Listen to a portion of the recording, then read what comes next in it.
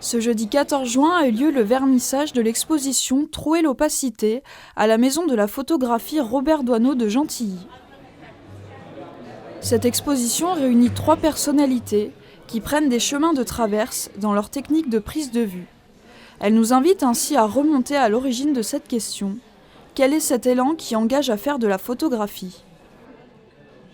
Généralement, la photographie est associée au réel. Or, ce que nous démontrons dans cette exposition, c'est qu'avant toute chose, c'est un certain nombre d'attentions, c'est un certain nombre d'émotions et c'est beaucoup de sens avant de s'intéresser à un sujet. Et en gros, alors je vais être un peu paradoxal, il n'y a pas forcément de sujet dans cette exposition, mais il n'y a que des sensations.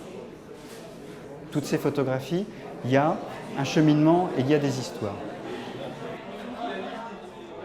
Hypnothérapeute, architecte ou bien docteur en droit, toutes les 3 cultivent en parallèle l'art de capter l'instant et partager l'écoute du corps pris dans sa relation au réel. Laure Samama nous délivre ses inspirations. J'ai rencontré une personne non-voyante, Malou Loisel, qu'on peut voir à plusieurs reprises dans l'exposition. Et ce qui m'a intéressée, c'était sa capacité à lire dans le blanc des pages et donc à décrypter ce qui était pour moi juste du blanc, de la matière. Après cette rencontre, je suis partie chercher des paysages avec cette idée que le paysage, à un moment donné, deviendrait comme une page de braille qu'on pourrait lire avec la pulpe des yeux. Jonction décisive entre acte inconscient et agissant, c'est en argentique qu'Angéline Leroux éloigne les idées préconçues par des techniques de mise en œuvre atypiques.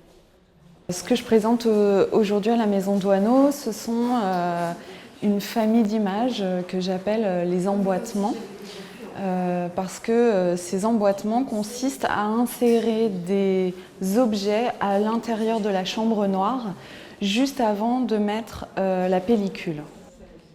C'est comme une métaphore, comme si la chambre noire, ça pourrait représenter par exemple notre inconscient, comme si faire de la photo, ça pourrait être comparable au fonctionnement d'un être humain.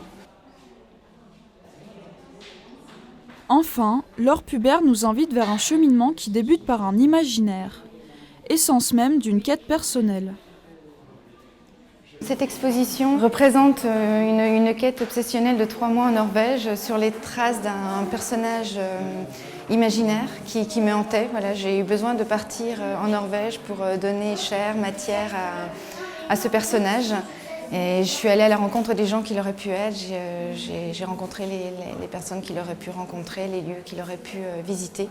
Ce personnage, c'est Matisse du roman de Tarja Ivesas, Les oiseaux.